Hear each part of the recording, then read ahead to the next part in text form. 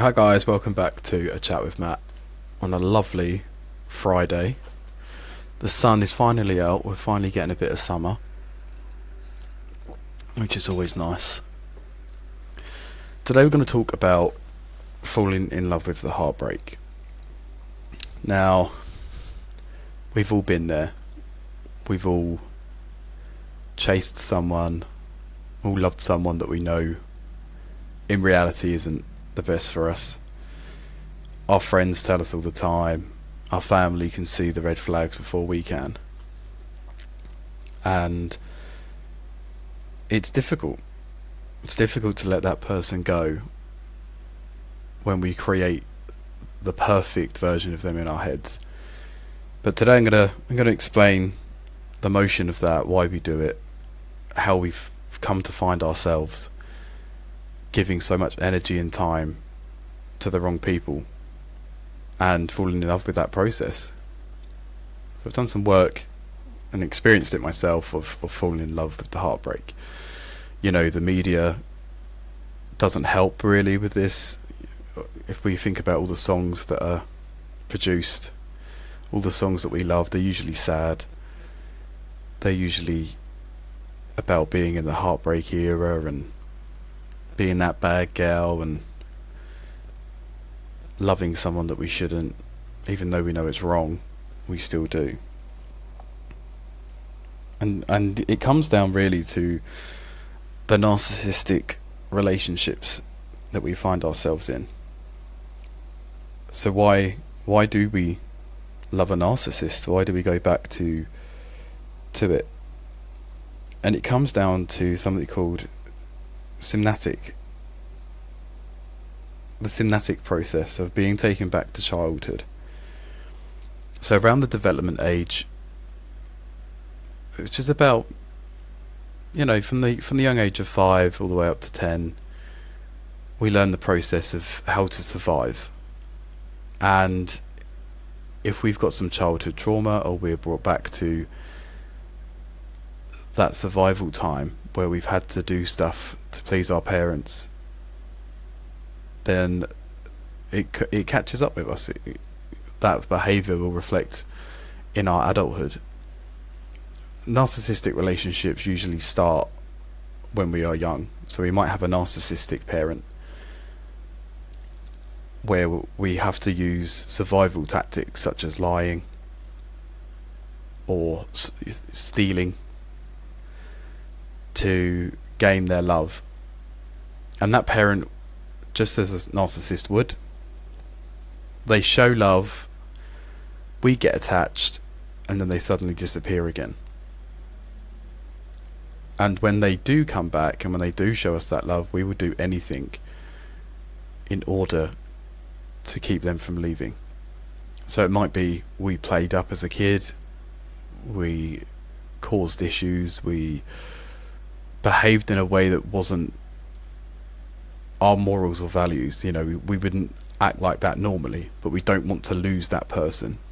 And that catches up with us in adulthood as well. You know, when we have that special person we think is special, when they show us love, when they send us that text, when they like one of our photos, we become super excited, right?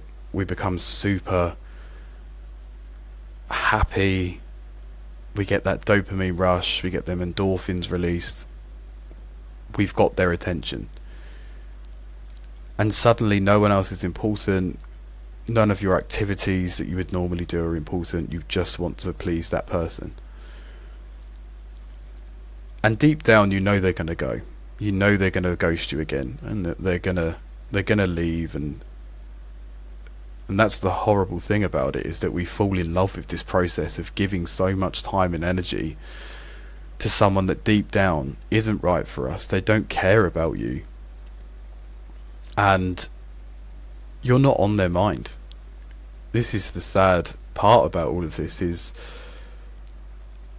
if you saw them whilst driving, you know, you would nearly crash. We get that excited by seeing them that we would lose control. But if the roles were reversed and they drove past you, they wouldn't give you a second look. And that's the fundamental sadness of it all. So why do we chase that sort of behaviour? Why are we giving them so much and getting so little in return? And that is because of the childhood trauma. We may have had a parent like that, where we had to fight for their attention and fight for their love. We become panicky when we can feel them pulling away again. Our behaviour changes. We become almost desperate, you know. We really want to cling on to them because we've been hurt before. And that relates back also to old wounds. When that special person comes into your life for whatever reason, they're taking you back subconsciously to old wounds. They are making you relate to maybe that childhood trauma, or they're taking you back to an ex who behaved in the same way.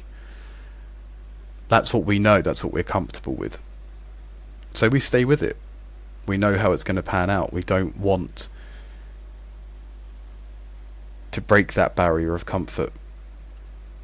So we become used to being the sponge. We get used to allowing people to use us like that.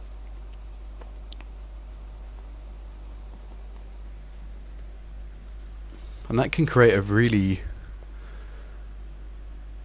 nasty self-esteem issue. We become disappointed in ourselves that we've allowed someone to use us like this. And it's a cycle. It really is a cycle of, we're in that lust phase to begin with. You know, we lust for that attention, we lust for them. They show us that little bit of attention, that pseudo intimacy, and we latch on. And then we kind of see them drift apart. We see them drifting away. And we're like, what did I do wrong? We kind of go into that victimization, that heartbreak bitch sort of narrative. We know how it's going to pan out, but we can't see it at that time. We're hopeful, we're optimistic about the change, and we really think that if we hold on to them, they will come back. They will see your worth, and they will come back into your life, and it will be happily ever after. And unfortunately, the reality of that is, it is a fantasy. That is not going to happen. And it's hard to accept, and it's hard to visualize that. When you've been chasing someone for such a long time, and I don't mean physically, you know, mentally, it's exhausting.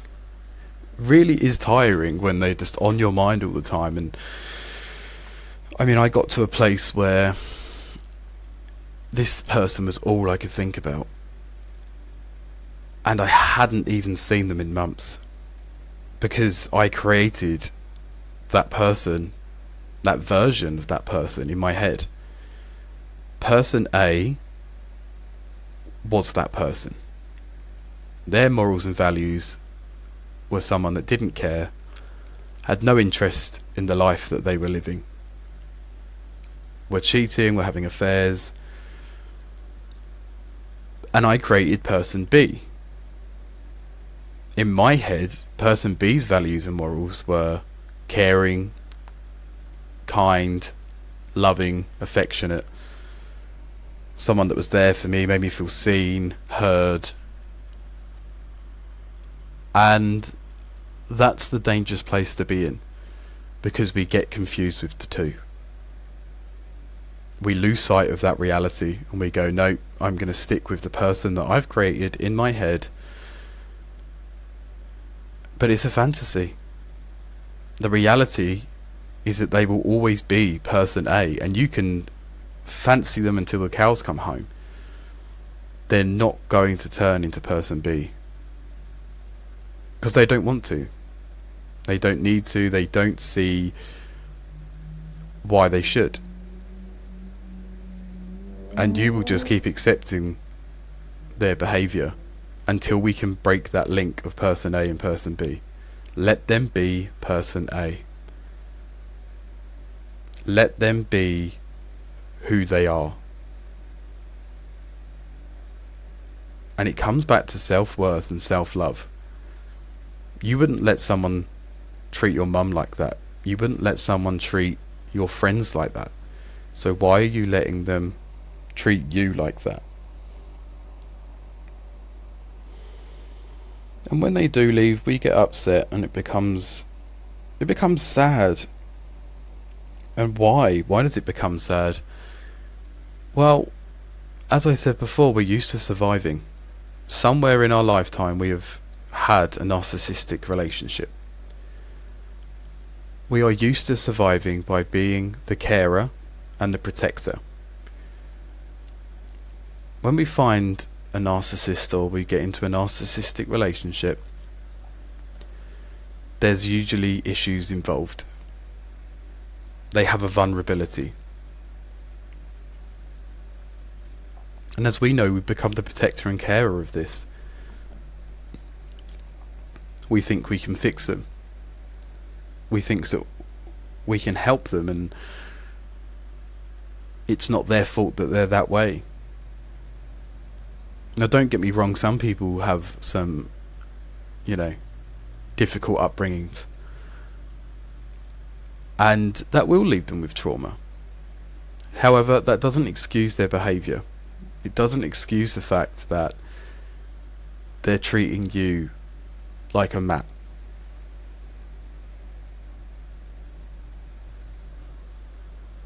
They have control.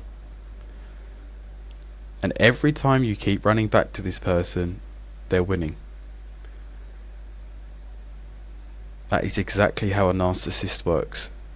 They figure out what they need to do to have you keep running back to them. And we do, because we fall in love with the heartbreak.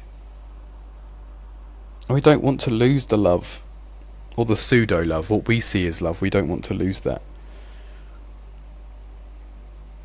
And this process, this urge to stay with them and keep chasing them, is usually motivated by ego.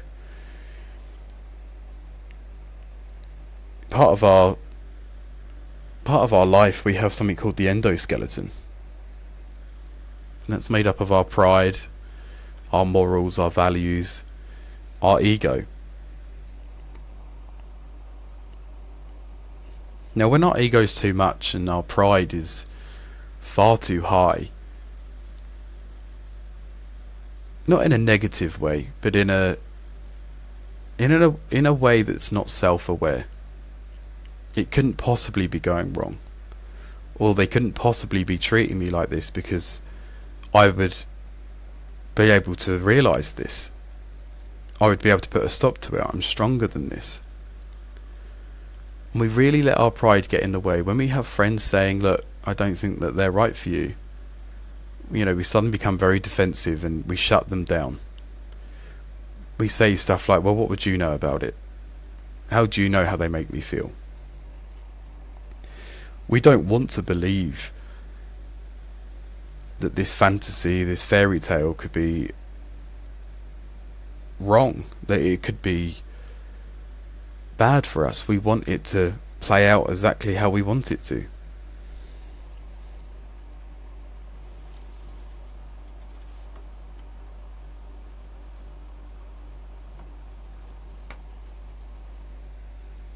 And usually we have issues of our own. We've gone through trauma, and we get drawn back to these types of people, and usually it's implemented by a trauma bond. You may have heard this phrase before, and it might have been in on social media, you might have seen it in a film, on TikTok, whatever. But a trauma bond is really important to understand, and it's the perception of an unbreakable bond with someone that you're in a relationship with, or that you fancy, that goes from chronically good to chronically bad. That is what a trauma bond is. Someone that displays behaviours which are chronically good and then transfer to chronically bad. So what does this mean? Well, we've all been there. We've all had someone ghost us, or we've all had someone say they'd be there for us and then they suddenly vanish. Or they start manipulating us, or they start using controlling language, and they might message you, where are you? Where are you? Where are you? What are you doing? Who are you talking to? But at the start, it was a very different story. At the start, it was Prince Charming, really nice guy, able to speak to you lovely, treating you nice. That will go south very quickly.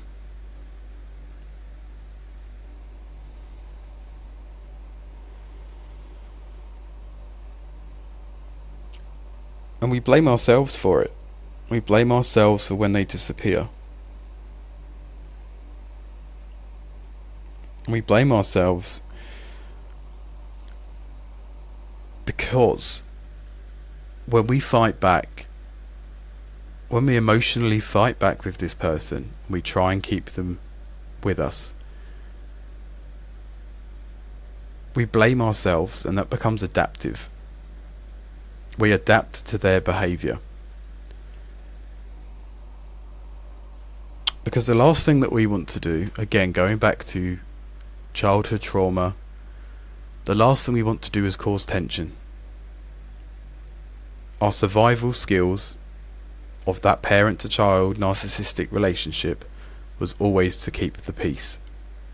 So that's what we do with our narcissistic partner. We don't want the tension because we know there'll be rails. We know there'll be name calling. You know that they will become nasty. In some cases, domestic violence will come about from this. Usually with domestic violence, there is a narcissistic person involved. One of the parties of that domestic relationship will be a narcissist. And we don't want the tension. It's exhausting. Constantly arguing with someone about their behaviours and they're not meeting your needs, or they're not communicating effectively with you. And it fascinates me when people begin to start dating, or they meet someone for the first time. These aren't the questions that we're asking them. We're not asking them, where do you see yourself in 5 years? Do you want kids? Would you like to get married? Doesn't mean you're going to get married the next day, but in their future plan, is marriage something that they would like to do? So many people don't ask the right questions. They just get caught up in the lust and the rapid fire of dating, and they must be right for me. And this is what leads to relationship breakdowns as well, because we don't assess the compatibility. We don't assess compatibility with that person. We get caught up in the lust. We're happy for a quick minute, and then further down the line you're with this person for 5 or 6 years, and suddenly it comes to a grinding halt, or it starts to break down over time because you were never compatible in the first place. And I'll say that again, you were never compatible in the first place. And so many people forget that. So many people forget themselves. Who are you? What makes you you? Your morals, your values, your needs. What do you need from a person? People get so encaptured by people's looks and ability to charm, but do we really know who they are? We spend more time on social media looking at stuff like clothes. You know, people spend more time choosing a jacket or a shirt or a new game or a new console or a new phone. We analyse stuff like that more than the people that we may spend the rest of our lives with. It's fascinating that people would spend more time choosing a colour of a phone than the person that is potentially going to stay with them for the rest of their life. And this is where it goes wrong, because we're not analysing that person as we should be. And this isn't saying, you know, ask them to get their qualifications out and start a job interview, but this is why we fall in love with the heartbreak, because we create that person B, and we know deep down that they're not compatible for us, because if they were and they wanted to be with you, they would be. And that is the bottom line, is that if they wanted to, they would. Stop placing your energy where it's not wanted. Life is short. Life is really short. And all the time we're chasing a phantom, we're chasing the ghost of someone that we want, you're missing out on so many opportunities. There are so many people out there that would give you the time, that want to get to know you, that want to show you love.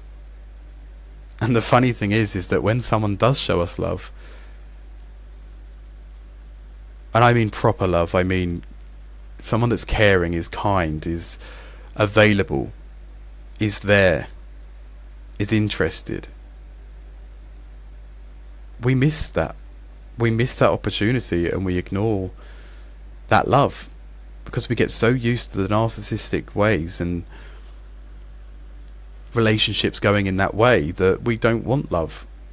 We chase the wrong things. We don't chase what we need, we chase what we want.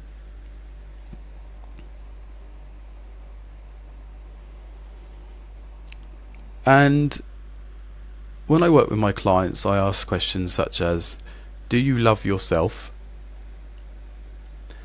And, you know, for those that are in a relationship, I say, why do you love them? And it's an interesting response, because a lot of people say, oh, you know, oh, there's just something about him. Oh, he makes me feel happy. He makes me laugh. They're really half-assed answers. What does it actually mean? Again, going back to the compatibility and the needs and values, so many people don't say stuff like, he makes me feel safe, he makes me feel seen, or she makes me feel safe, she makes me feel seen. When you can show up to someone and be authentically yourself every time, that is what love is about.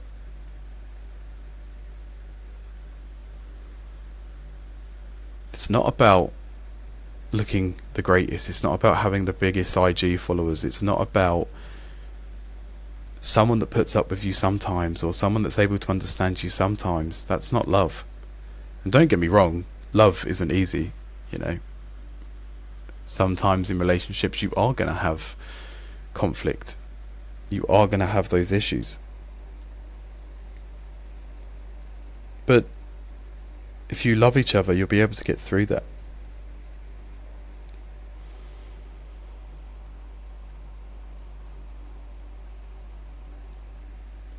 And when it comes to repetition within relationships, you know, why do we chase them repeatedly? We chase these types of people repeatedly. It's because we have the ability to cordon off their behaviour. This goes back to our childhood again. You know, when we're going to school and we had a narcissistic parent, and we used to speak to our friends about it, you would never want to sit there and say, oh, you know, my dad's an alcoholic, or my mum and dad argue all the time. Doesn't look great, does it? Doesn't look cool when you're sitting next to someone whose dad's always there for them, taking them out, you know, going on holidays, creating memories. So we lie. Part of our survival, we lie about our parents' behaviour. They suddenly become a good parent. And this is a survival tactic because we cordon off their behaviour. We justify their behaviour. We go, well, they're not that bad. Or we go, we know what they're doing, but we just ignore it. We cordon that bit off. And fundamentally, this rewires our brain.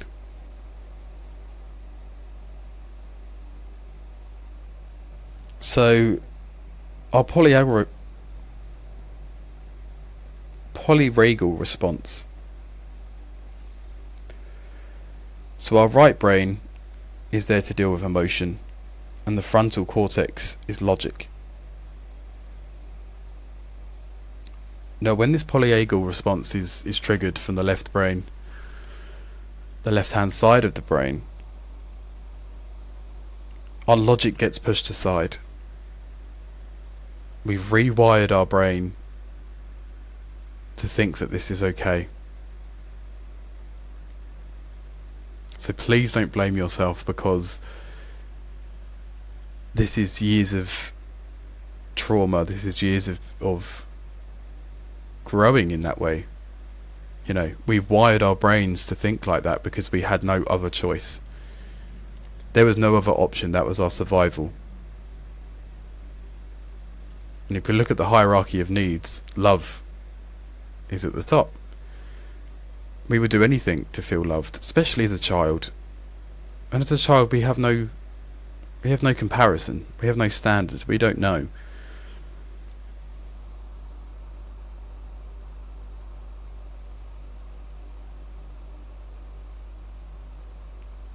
And the sad thing is that to that narcissist, to that person that has messed you about and made you feel so small, you'll only be a blip on their radar. But to you, it feels like they were a major part of your life. And we get carried away with our narratives. We create narratives from nothing. The text could say, "Hey, how are you?" And suddenly we've created a narrative in our head that that person's really interested in us. They've stopped their day.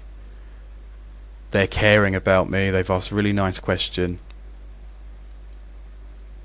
They're obviously interested. They fancy me.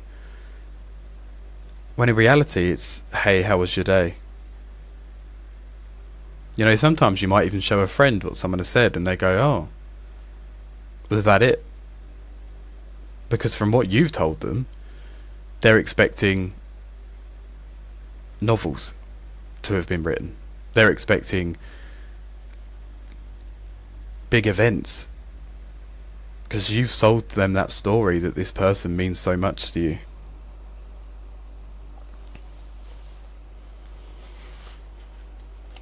And that's the thing, as a saying, that my friends are always right. It's not true. They're not right about everything. But your family and your friends should be listened to, because they will see red flags. They will see how people are treating you clearer than what you will. Especially if you're getting caught up with someone that's not right for you. And it comes back to not knowing. As I said, we've had to grow up as a child. We've developed these traits as a child, our surviving and coping strategies. So actually, we don't know what a healthy relationship is. We have no idea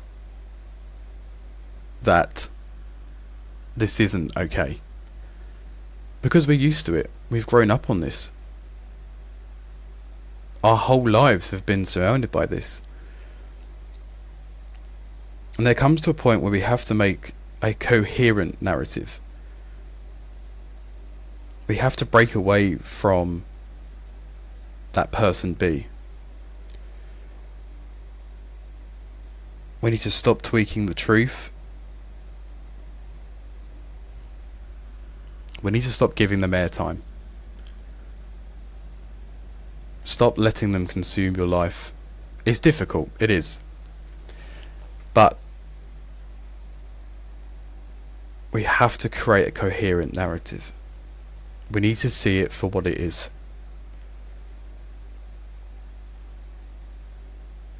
Because that is how we heal, and that is how we can grow. And that's how we can change our parasympathetic system. Because in this way of developing our brains, and in the relationships such as the narcissistic one, we're constantly combing for threats. Our parasympathetic system is just completely on edge all the time.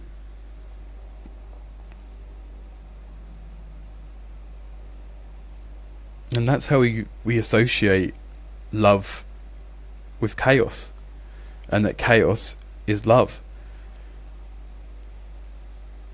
Because we see a threat, we're combing for threats constantly. Our parasympathetic system is on edge all the time, because we never know when that person's going to leave us all of a sudden.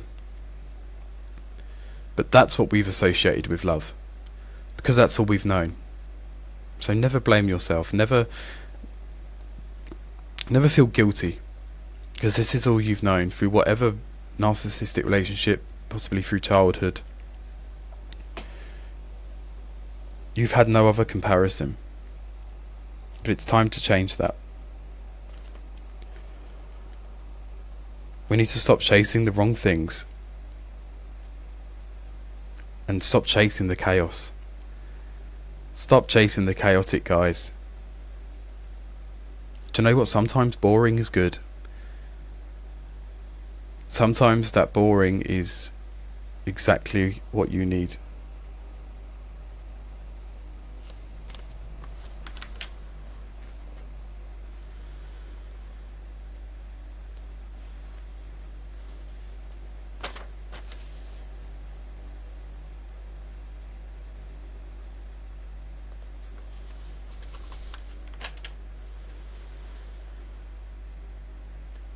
Okay guys, I'm going to leave it there.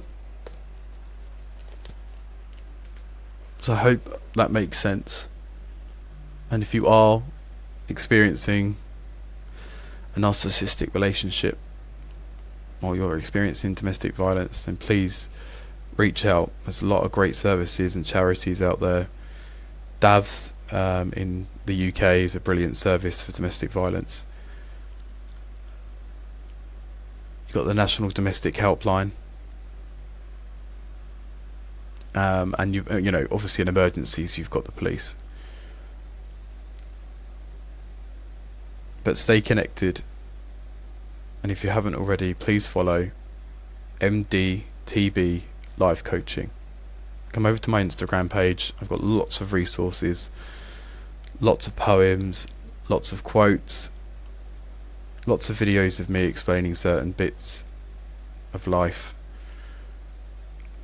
And if you are interested, you know, I will do sessions and we can discuss it, and we can create personalized session plans, SMART goals, and accountability. That's what life coaching is about. I will be, you know, your biggest fan, your cheerleader. I want to help you in the current moment become the best version of yourself, and I will give you the tools, the strategies, and the ability to grow, and the ability to learn to love yourself. So thank you for listening, and please head over to MDTB Life Coaching on Instagram. Give me a follow, like, comment and share the podcast as well. Let's help as many people as we can by sharing, because you never know who might need my help. It could be your mum, it could be your dad, it could be your sister, brother, auntie, uncle, whatever that relationship is to you. That person might just need to hear my voice. They just might need to listen to something that makes them feel that they are okay and that it will get better. So for now, thank you for listening. Take care. Have a lovely day.